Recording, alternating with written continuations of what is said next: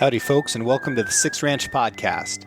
On today's episode, I have Kyle Bratcher of Sickfoot Flies, and we are continuing our series on the critters that trout eat. And today we are focusing on lakes. So we're going to talk chironomids, leeches, sowbugs, scuds, damsels, dragons, things like that.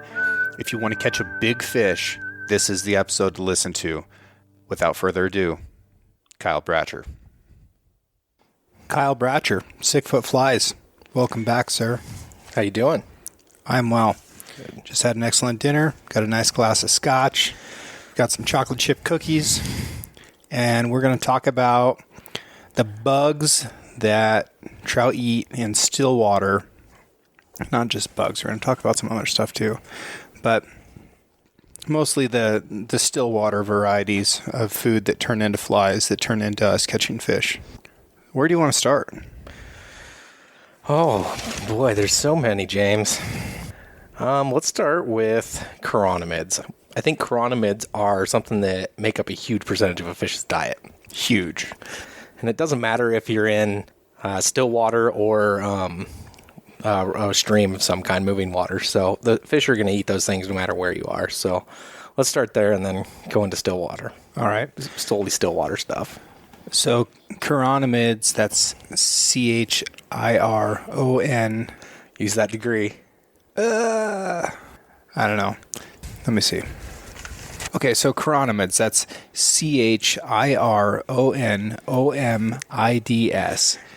And if I spelled it right on my notes. There are 10,000 species at least of chironomids, and some of them are so similar to their sibling species that you need cryogenic data to be able to determine which species it is. So people have gotten very specific about calling one chironomid a species versus a subspecies versus just an iteration of another one of these bugs. So the great thing about chironomids is they're essentially available to trout year-round. When it's cold during the winter, as long as they're not iced over, you've pretty much got chironomids going on. The other thing about them is they reproduce multiple times a year, so you don't get just that one hatch in May like you might get with a caddisfly or something. You actually get multiple generations within a single year. And so those bugs are available to fish year-round. And if you go down and fish a lot of the rivers around here in December, you'll still see midges hatching off the water. And midge isn't necessarily a classification of an insect. That just refers to any really small fly, right? Sure, yeah. So chironomids, they're living in the mud or in the substrate for a lot of their life and not available to trout. Yep. And then they ascend through the water column to the surface, break out of their shuck, fly around, mate, lay eggs, die. Yep. Similar to the other bugs we've been talking about. Yep. So they'll be a larva for about 4 weeks, and that's the majority of their life cycle. And then they'll actually take a couple days to pupate, kind of like a caterpillar, the caddis that we talked about before. And then they'll rise to the surface, hatch out as an adult, and then live for maybe a couple days.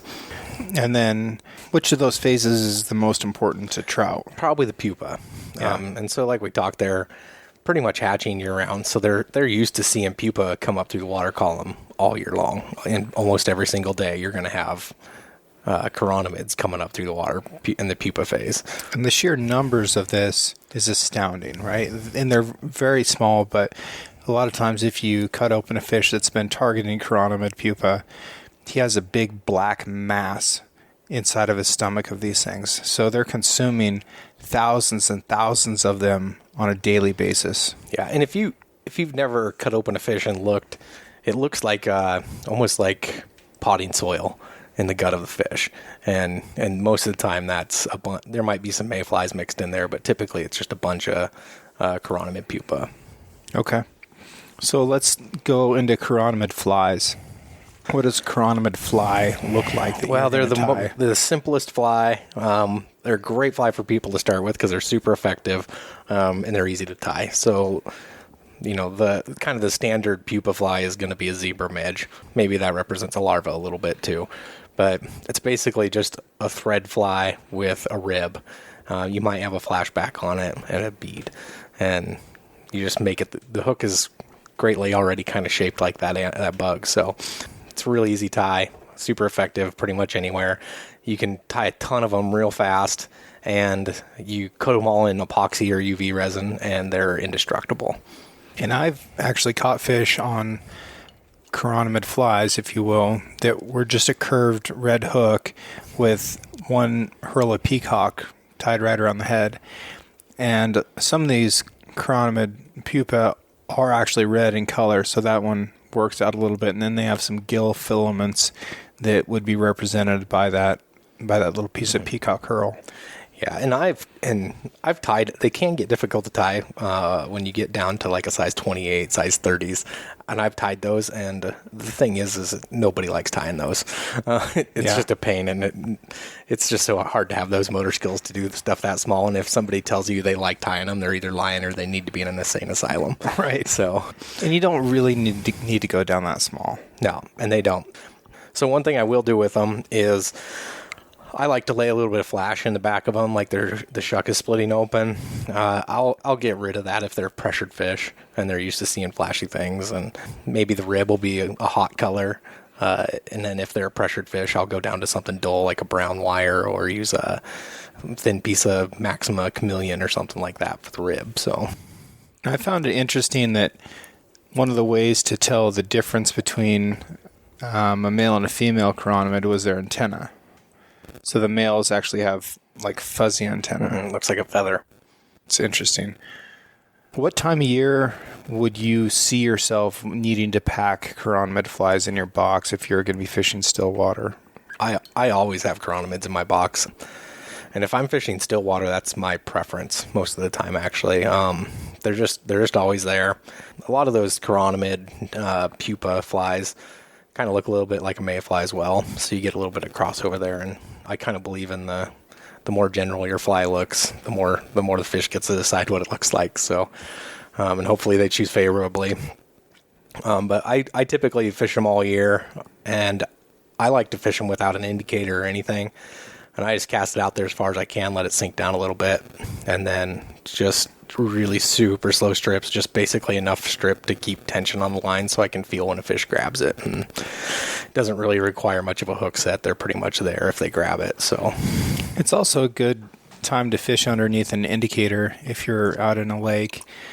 And one thing that I will say about fishing an indicator in a lake is a lot of people will kind of throw shade at you for doing that. It's still a very effective technique. You're still fly fishing.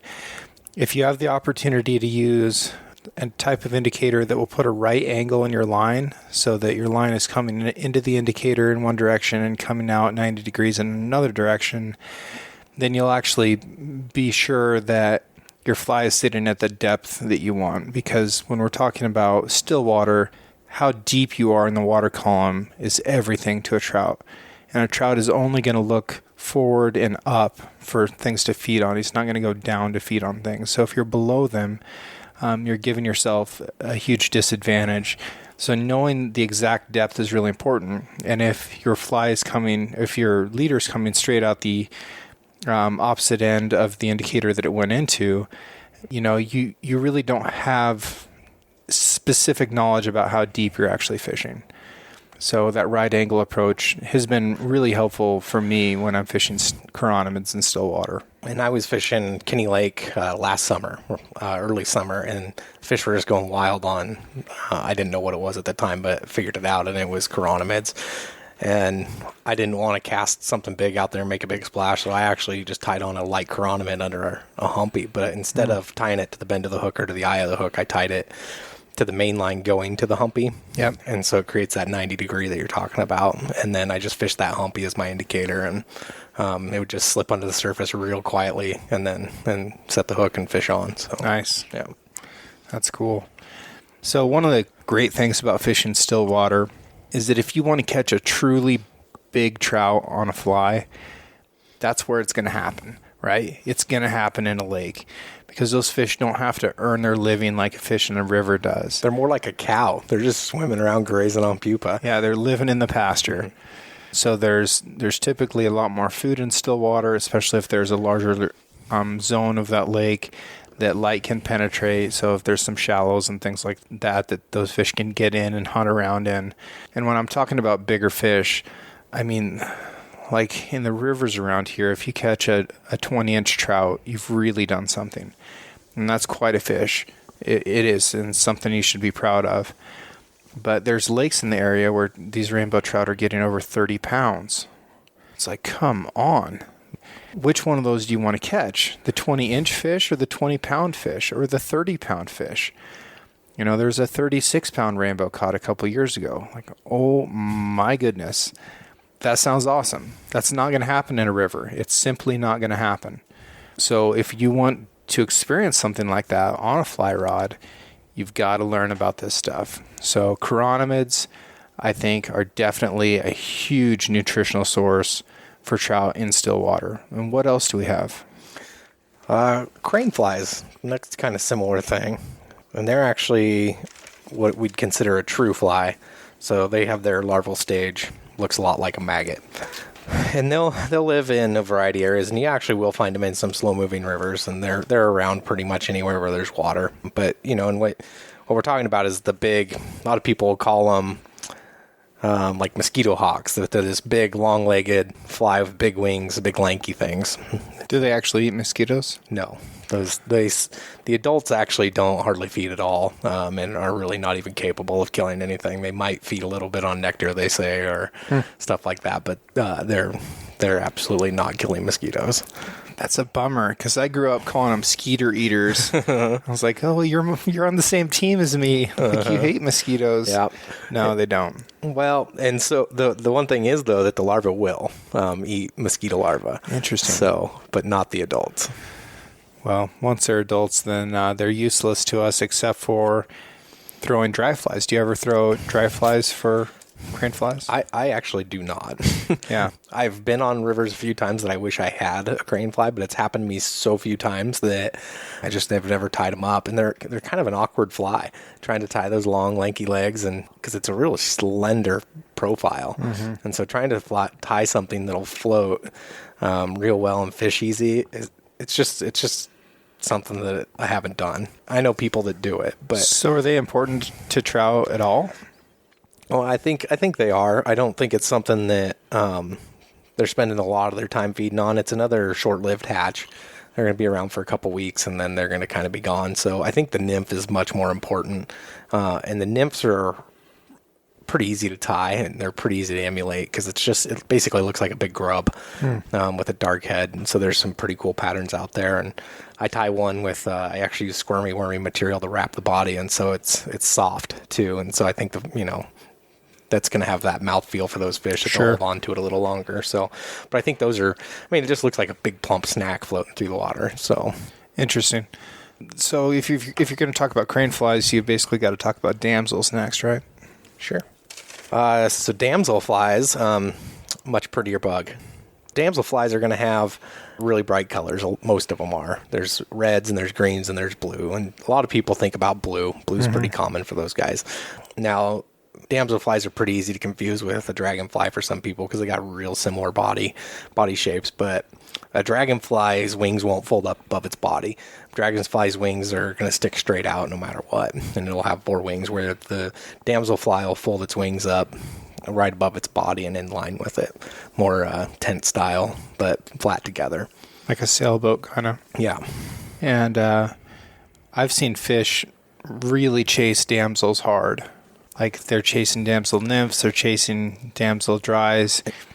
There's a bunch of like historic and classical paintings about trout crashing out of the water chasing damsels. There's some really cool videos on YouTube now with fish that are coming out of the water eating flying insects. The bug isn't even sitting on the water. They're tracking it underneath the surface of the water and exploding out of the surface to eat them. It's really cool. So what is it about damsels that are causing this type of behavior? Well, I think part of it's they're bright and visible, and they're a big bug, and so it's something that you can see. I mean, we fish bright colors for fish all the time, and so it's just something that's going to be attractive to them. And those damselflies have to complete their life cycle on the water, and so I think it's just that risk of being that colorful and that big of a bug that you're going to draw some attention. So June, July. Yeah, summer. You'll see them all the way into the fall or early fall before it gets real cold. So going from damsels to dragons. Dragonflies, typically a bigger bug. Like I said, the wings are going to be splayed out. Nymphal form is a real ornery looking little guy. They're scary looking. Yeah, they are, and they eat everything, and they're down there raising hell on everybody. So they're hunting out mayflies and stoneflies and caddisflies and everything else. So they're kind of the little predator of the bug world. I mean, everybody's doing it a little bit, but they're doing it pretty much all the time. And they like a little bit warmer temperatures, right? Sure. And if you go to a place that's still water, that's got a fine sediment bottom and maybe has a bunch of organic matter on the bottom, if you just reach down and grab a big handful of it and pull it up, you're going to see all the kinds of things moving around in there, and that big bug is going to be that big ornery looking thing that looks like it should be. They're burly. They look like a graboid or something like that. Yeah, it's going to be this big thing that looks like, somebody should be using it in a movie to model their monster off of. Exactly. And they kind of are a monster. You know, they're just battling around down there on the bottom, looking to eat one of their neighbors. And that's going to be a little easier fly to tie for me, because if it's a dragonfly for a topwater fly, because I can use more foam, because the bodies are typically a little bulkier than a damselfly. Have you ever caught a fish on a dragonfly? I haven't. I haven't either, and I've really tried. But again, I've seen some video on YouTube of fish just going crazy over them, and so I haven't. I've caught them on dragonfly nymphs, and that's a pretty easy bug to tie to. You just kind of bulk up your stonefly patterns a little more, maybe, and they look pretty good. So, yeah, I think maybe bass might be a bigger player for a dragonfly dry than a trout. Treat it like a popper or something like that. I don't know. But I've really tried, and they are sexy to look at, and that's why, you know, there's a pile of women who have dragonfly tattoos and not caddis tattoos. But you know, a bug that big isn't going to be that much fun to cast either. Sure, they're going to be bulky, and they're going to spin, and so you're going to have to use a heavy leader and stuff like that. And so there's just not a lot of guys out there fishing those. So, what about sow bugs? So sow bugs are interesting because they've been around for a long time, and they go way back in the fossil record. But they're just another arthropod. These are, if you get finer, it's an isopod.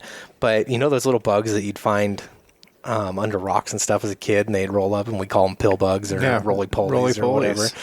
Same thing. That's a sow bug. And so they live on land, and they live and they're aquatic, and there's some. They're mostly aquatic, and so there's a few terrestrial versions. So, but interesting little critter because they're actually a crustacean. They're not a bug at all. Should we be eating these things? Are they like a little shrimp that we don't know about? I don't see why it'd be a problem. Have a little sow bug salad. Just add a little crunch. A sow bug cocktail. Maybe. Yeah. Peeling them would be terrible. You'd be at it forever. Yeah. But yeah, they're running 7 pairs of legs, so they got 14 legs. 14 legs? Yeah, so that's excessive. Who needs 14 legs? Apparently, sow bug. The sow bug does. Yeah. They are cute little guys, though. They're like a little underwater armadillo. Yeah, and they're easy to tie flies for. It's basically a scud. You just maybe don't put antennas on the end, and you splay the legs out because they're a little flatter than a scud. Yeah, and they're a little broader, and so you just tie legs that poke out a little more to the sides, and honestly, a scud would probably work just fine. So, and trout love them. Yeah, my growing up, my grandpa had a little pond that he started stocking, and it was full of them, and so he'd put these fish in as fingerlings in the spring, and by late summer they were like 16 inches, and that's all they ate. They just gorged themselves on those things. And it's a lot of it'll actually turn the fish's flesh a little bit more of a pink color. So if you have trout that are targeting sow bugs, you're going to have a little bit better table fare there as well.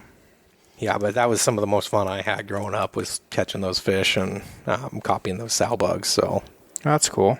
So you mentioned scuds. What's the difference between a scud and a sow bug? Well, they're both arthropods. So the name on a scud is Amphipoda. So they're just a little different.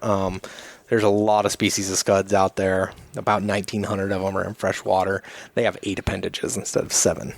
And they're a little bit different. And they use some of them for swimming and legs, and then where sow bugs only crawl. And then they use the very furthest front set of legs as like an extra mouthpiece almost to eat. So, But those are going to be common in some streams even. Down in the Klamath Basin, I pulled out a handful of stuff from a river one time, and it was moving, and it was just full of scuds. And the guys that I was learning to fish that stretch of river from didn't fish scuds down there. And I switched over to scuds and just started to hammer and fish. And so it was a good learning experience to pick those up. But they're kind of like a little freshwater shrimp. They're not technically a shrimp, but similar. What about leeches? You know, have you ever been on a river or a lake and seen so many leeches that you thought that they were available to a trout all the time? No, I haven't, but I have had them stick onto me and start sucking my blood while I was fishing in shorts or whatever. But both in rivers and lakes. But you didn't come out with like hundreds of them on your legs, did you? No, definitely not. Okay, and so I'm not really sure what's going on with leeches as far as fish food. I'm sure they use them once in a while. You know, we fish a lot of leech patterns no matter where you are. We do. And I don't know. I think that's more just leech patterns can look like a lot of things, but they can also, they just stand out because they're often contrasting with whatever else is around, and they move. And so they could be a tadpole. Going back to damselflies, I think one of the best damselfly nymphs you could probably fish is just a slightly modified olive woolly bugger. Right. You know, and so, but we might call that an olive leech. And so I think trout are using them once in a while, but I don't know that I've ever seen them in abundance that would just make fish go crazy for them. It seems like they're sort of like the earthworm. And they are an annelid, right? They've got a segmented body. They're another worm. Earthworms aren't a food source that's readily available to fish, but fish really like to eat them.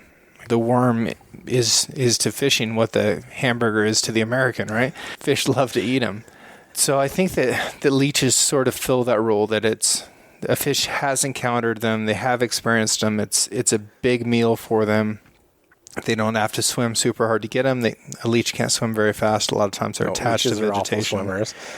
Maybe it's just a little bit of revenge. I mean, could be.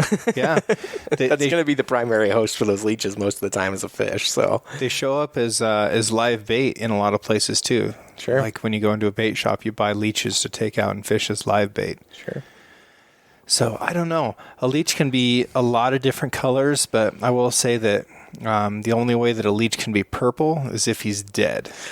And leeches have an interesting history in medicine. You know, they were used for a long time to try and draw poisons or toxins or demons out of people, but they're still used in microsurgeries, and the anti-clotting agent that a leech produces is still used in people who have blood clotting issues.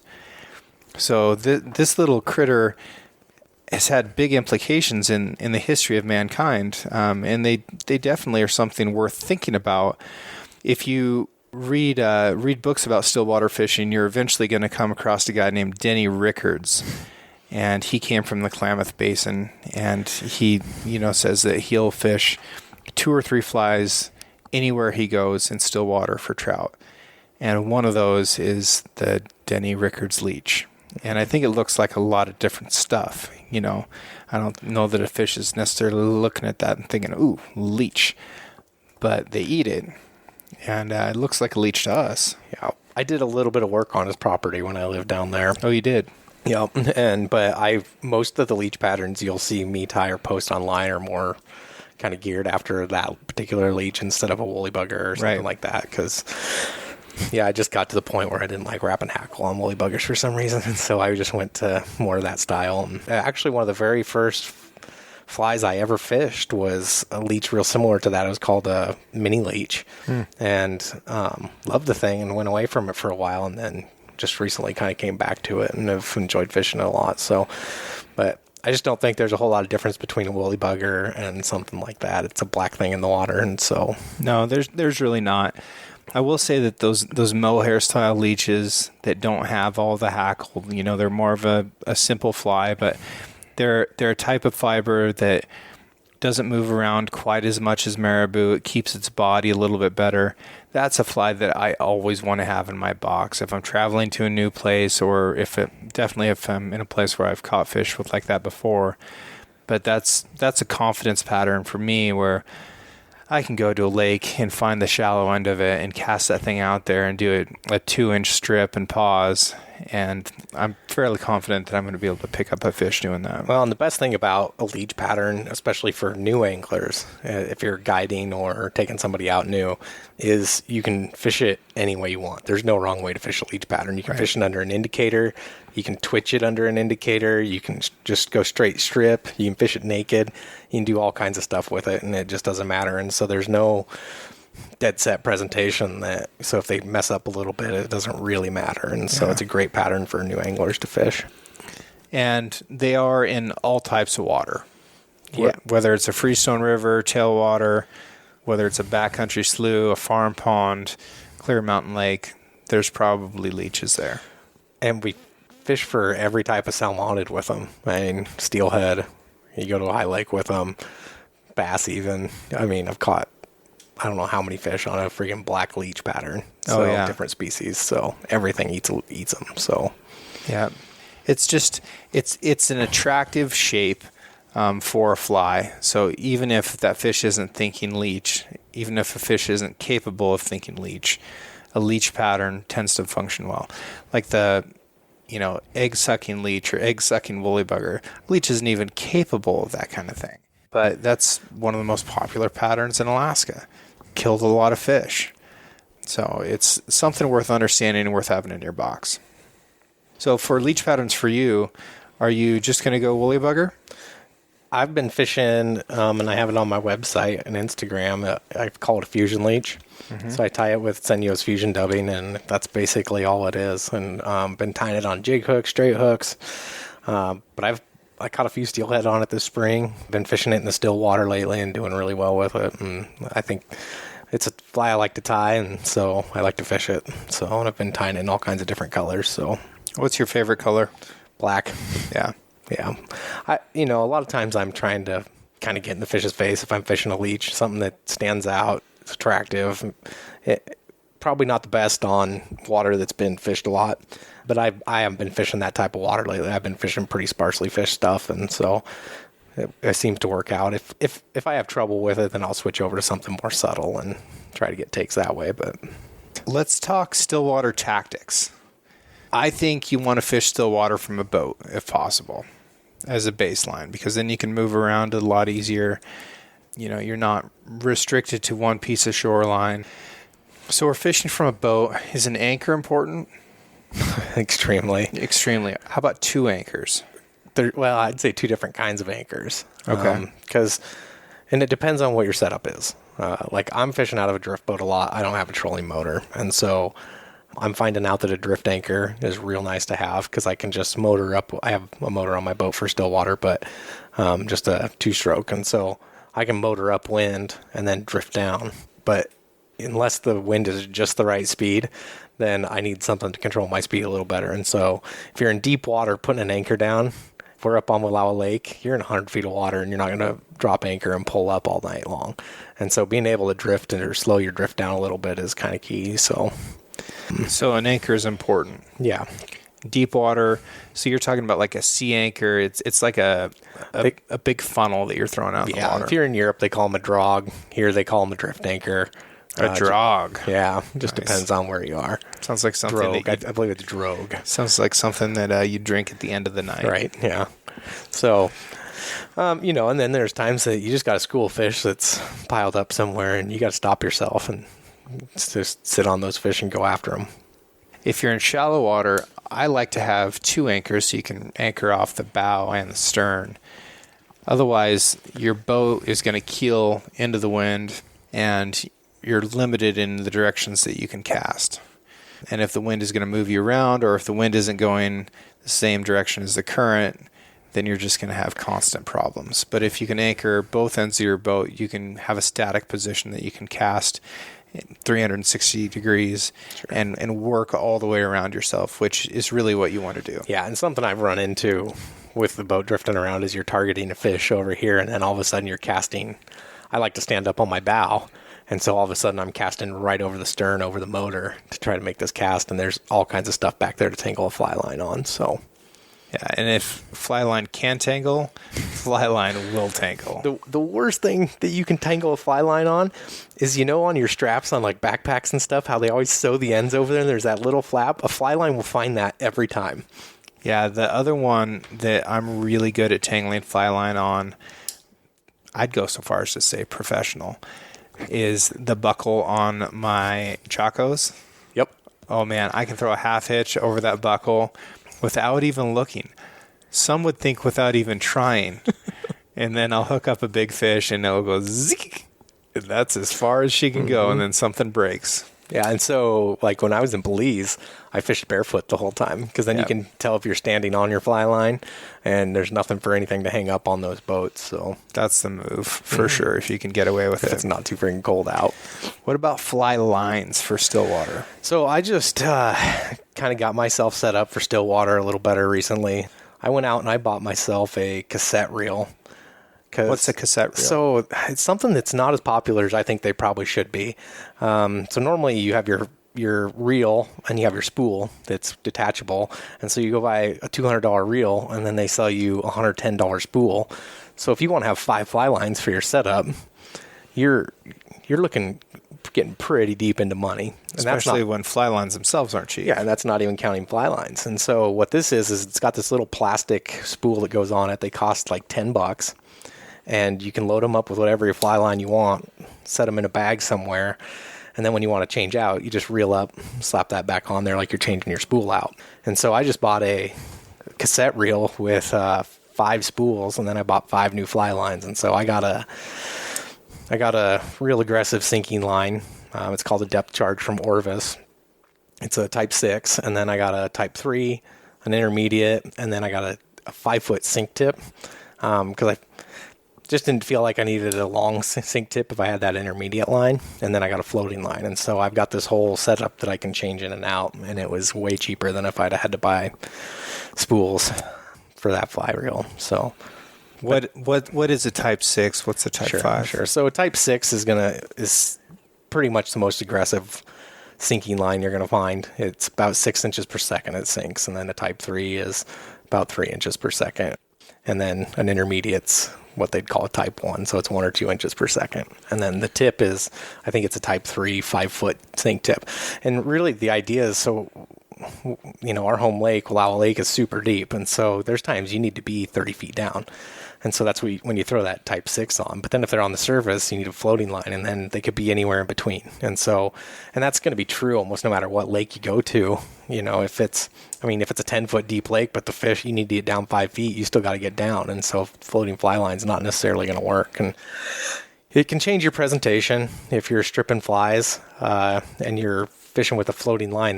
That fly has to come up, no matter how much weight you have on it and how far sunk you get it. It's got to come up to go up to that floating line. And so you can get a straighter presentation and get that fly to swim at depth with a sinking line. And the amount of time that you spend with your fly functioning as intended in the water has a lot to do with how many fish you catch during the day. So if you're waiting 60 seconds for your type 6 to make it to 30 feet deep, that's a lot of time on every cast that is just spent waiting for that fly to get to depth. But it is also the type of thing that you can understand and you can actually look on your watch. Be like, all right, 30 seconds, 60 seconds from now, I'm going to start my retrieve. So you can be very precise with it and you can trust this stuff. Yeah, absolutely. Yeah, be consistent with it. And then your intermediates, when you look at them on a shelf, those are typically clear, right? Some of them are. This one's a little more opaque. Okay. It's kind of a green color. Some of them are might even be black, but some of those clear camo lines and stuff they're coming out with now are pretty cool and great for clear water, especially if you've got spooky fish. I would say that if you have one lake line, that you get an intermediate that's clear. Yep. And yeah, you might have to wait longer if you want to try to fish for fish that are, 5 or 10 feet deep. But these lines are expensive. You might be $60, $80 into buying a fly line. So if you only have one, you can't get one that sinks slower, right? So if you only get a type 6 and you want to fish the top 6 inches of the water, like you got to retrieve crazy fast to do that, and that's unnatural. Mm-hmm. Fish in still water are not used to chasing their food down for the most part. they tend to feed a little bit more lazily than trout in a river where the food is going past them and they have to make an aggressive move to get that food. Mm-hmm.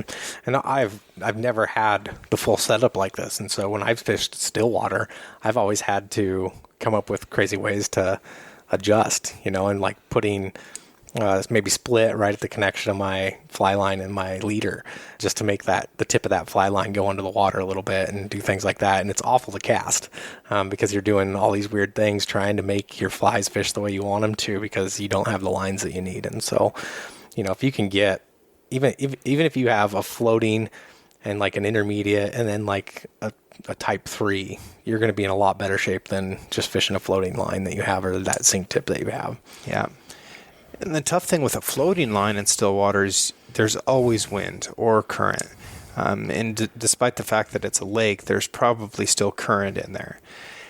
So your line is going to belly out almost immediately as soon as it lands on the water. And that's one of the advantages of a sinking line is it tends to stay a little bit straighter and then you can maintain contact with your fly and with the fish. Well, and just that extra density too cuts through the wind a little better sometimes. So you can actually, if it is windy, which if you're fishing still water, you're probably going to encounter some wind, that density can help cut through that wind a little bit. Now, when it comes to finding fish in still water, I like to do something that is often looked down upon by fly fishermen, but I like to troll, and I will troll until I hit a fish, and then I know, okay, where once was a fish, might there be another? And that's a point where I'm going to try and anchor up and start casting and working that area and looking for those larger fish.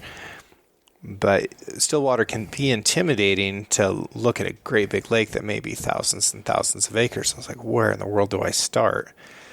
I would start at a place where it's transitioning between deep water and shallow water, where there's some structure, some vegetation, because that's going to be the key to insect life.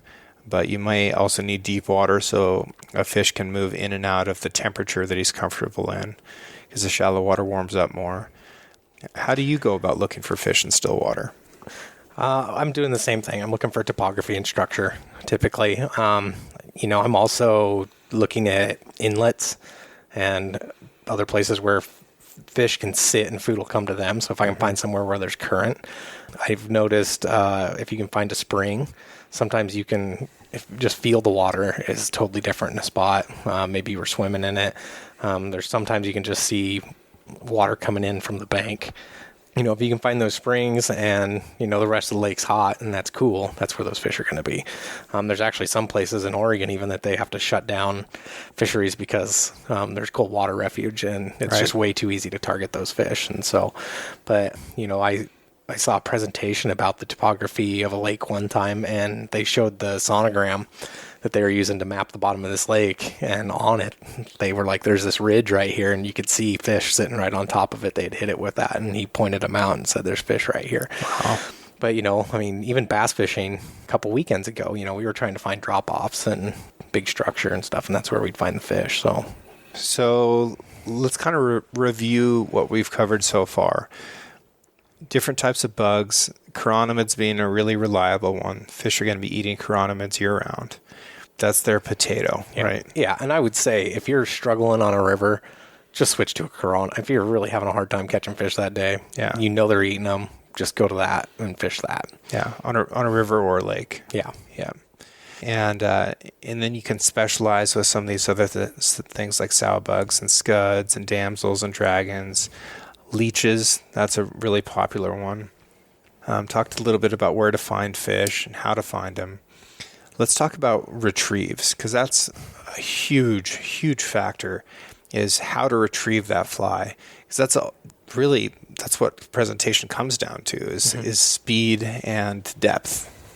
Sure. And so I started off talking about chironomids. So I just kind of came across this way of fishing and figured out that people have been doing it for a while, but it's called fishing naked. And so you're fishing a nymph typically on a bare line. So no indicator, no nothing. And you just cast it out there. And this is where having those different density lines helps too. And you just let it slowly sink. And then I'm just doing like a roll retrieve with my hand, but it's super slow. And I'm just trying to feel that tension, not really feel the tension, but be able to know I don't have any slack in that line, and you're not really moving the bug. You're just bringing it in real slow, and like I said, the fish latches onto it, and they're typically cruising by, and so you feel them immediately. And since they're moving, and you've already got all the tension out of that line, they're pretty much hooked up at that point.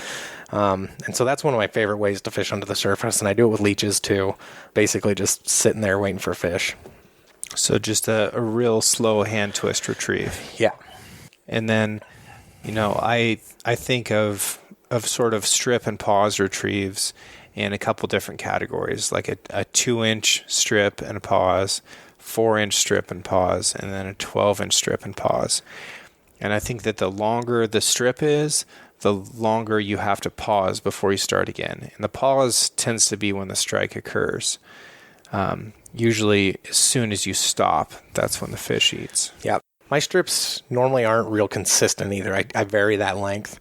So, one strip might be a 2-inch strip and the next one's a 6-inch. And so sometimes I vary it because, maybe think about like a crawfish, which we didn't cover here, but, think about how they swim. It's real jerky, but if something's coming after it, it's going to swim a little faster. And, and so they're going to swim a little different depending on what's going on, if there's a current. And so I try to vary that retrieve a little bit. And then, like you said, sometimes that pause. Sometimes fish will follow, and you see it all the time. A fish will be following something that it's thinking about eating, and then it stops, and it starts to sink, and that fish just comes up and subtly grabs it. And so sometimes I just let it sit for longer than you normally think you should, and then you'll get a grab. Yeah, I know Dr. Dave Whitlock described the retrieve on his frog pattern as let it sit in the water until it got rusty. And so that was his retrieve. Just let that frog sit, and then eventually a fish would eat it. Boy, I don't have the patience for that type of fly fishing. That's why I fly fish, is because I don't have the patience for that type of fishing. I can't sit and watch something for that long. Yeah. If I'm going to be fishing like that, it's catfishing, and I'm making dinner while that rod sits there. Yeah. So I like the activity of fly fishing. So let's go ahead and cover crawfish real quick since we're there. Sure. So, a lot of the crawfish people think of as bass patterns, but trout eat them. And our lake here gets stocked every year, and people go up there and just hammer these fish with power bait. But there comes a time in the year that the power bait all of a sudden isn't working very well, and it's after the stocking's kind of been shut off for a little bit. And what's happened is those fish have switched over to more natural food. And I caught a fish up there one time. It had been 6 months since the last stocking, early spring, and fish have time to grow and be in the lake for a little bit and hold over. And I took it home, and it had crawdads in it. And so, and crawdads are pretty much everywhere. If there's water, there's pretty much crawdads there. I've seen them in headwater streams way away from the main body of water that you'd never imagine them being there. And so it's a good pattern to fish if you can get a good crawfish pattern. And, remember, everything's got to start small. And we always see these crawfish patterns that are the size of your thumb or bigger. But, if you take your index finger and think about the first knuckle, there's crawfish out there that got to be that big. And so fishing something that might resemble a crawfish in that size can be helpful. And with all the jig hooks that are out there now, they're great for crawfish because of the up and down bob on them. And it kind of resembles that herky-jerky motion of crawfish now. So, yeah, very underrated bait for trout. When I moved back here from North Carolina, I still had a bunch of rubber shrimp patterns with me, and I didn't know what to do with them. I didn't see myself fishing for sea trout anytime soon, so I went ahead and threw them on a steelhead trip, and I caught steelhead and trout on them, and there's no way they're eating them for shrimp, but they did look quite a bit like a crawfish, and that's kind of the way I was fishing them too. So, and the point you bring up about them starting out small, they start out as an egg and then molt and grow bigger, just like all the rest of these insects we've talked about. So a small crawfish is a big food source. That's a big meal for a trout, and it's easy to get, and they're in all water systems. One thing that we should point out is that we don't want people to be transporting live crawfish anywhere. No. Because these, there are a lot of invasive species out there, and they can eat trout. They can catch a 6-inch fish. And they can really mess up the ecology of a water body. Yeah. They're eating mayflies and they're competing with all these other species that haven't evolved with them. And so, yeah, they can shift an ecosystem. Certainly can be an issue. They're fun to eat. That's why you fish a fly. Yeah. That looks like a crawdad. Yeah, definitely. So what's your go-to crawfish pattern that you tie? Well, I tie one. So I mentioned that Swiss stone in the Stonefly podcast. Yeah. And I use that same stuff for a back on a crawfish. I can't say that I've named it yet. Yeah. But it's fairly similar to a lot of the patterns out there, but it's a little quicker tie. It's just some rabbit strip claws, some antennas that are rubber legs, a cactus chenille body, and then I lay a piece of Swiss straw over the top of it and leave a little flap for a tail and trim it up nice, and looks pretty good. Fishes well. Well, would you encourage somebody to try stillwater fly fishing? Yeah. I mean, if there's fish there, you should be fishing there. Yeah. So stillwater is probably the more common opportunity for trout throughout the country. Yeah, and we're, living out west, we're used to fishing rivers. We got a lot of rivers to fish in every state, but you go to back east, there's way more still water. You start getting into impoundments that have been there for hundreds of years. You go to the UK, and almost all the fishing opportunity in the UK is what they call loch style fishing. And so there's a lot of still water out there to be fished across the world, and big fish grow in still water. Yep. So I'll just break this down one more time. There's more opportunity for you to fly fish for trout in still water. The fish get bigger. They have access to food more often, and there's insects like chironomids that are hatching year-round. So it really is a tremendous opportunity for anglers, most of whom are not taking advantage of it. And I say that it's better to fish from a boat, but you do not need a boat to do this. You can certainly do it from the bank and be very successful.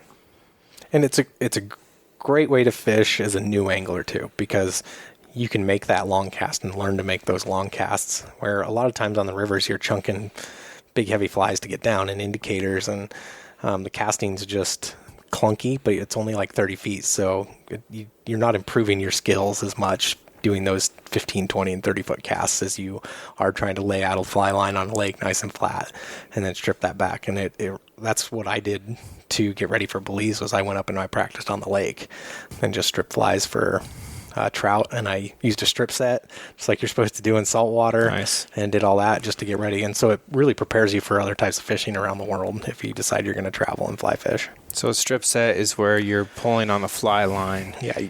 To set the hook rather than lifting the rod. Yeah, you're basically pointing the rod straight at the fish and then giving it a little tug to bury that hook instead of lifting the rod. It's not as good for light tippets because you're more likely to break them. And one of the things that so they do that down in the salt water because the fish mouths are hard. You lift the rod, you're typically going to lose your fish. But one of the drills that I did is I had somebody stand flat-footed in a room and hold on to the fly line, and then you lift your rod like you're trout setting and see what happens to them. And they just stand there and look at you because the rod absorbs all that shock. And so you're protecting those light tippets by doing that. But with stronger tippets, if you point the rod straight at the person and you pull on it like a strip set, they're going to take a step forward. Interesting. So you're getting it's actually a lot more solid of a hook set than lifting the line. And so if I'm fishing for bass or anything where I'm stripping, I typically strip set because it gets me ready for the salt. But the other thing it does is if you miss the fish, then you're still fishing, and that fish may come back and grab it because you didn't lift that fly out of the water or pull it 50 feet away from the fish. So exactly. So if he misses that fly and he's trying to engage with it, you only stripped it 18 inches. Now he's got another shot. So definitely work on that. And that's great advice to practice it before you go on a saltwater trip, because these trout guys are terrible about trout setting on tarpon and bonefish and things like that. And that may be the fish of their life that they just missed that opportunity on because they weren't able to shake that bad habit or that habit that's not appropriate for what they're doing. Mm-hmm. Well, Kyle, thank you very much. Thanks for having me. If folks are interested in getting an assortment of stillwater flies, you can pretty much give them a box that that they can take to almost any body of water for trout and be successful. Absolutely. It's not as nearly as specific as a selection of flies for a river. Sure. And if you know what you want, let me know. Otherwise, I can tell me where you're going is probably the most important thing, and I can figure out what you need in that box. Okay. So if you want to catch a big trout in still water, or you want to access some still water for trout fishing, talk to sickfootflies.com or at sickfootflies on Instagram, and I will link that in this podcast description. Thank you, sir, for your time. Thank you, sir.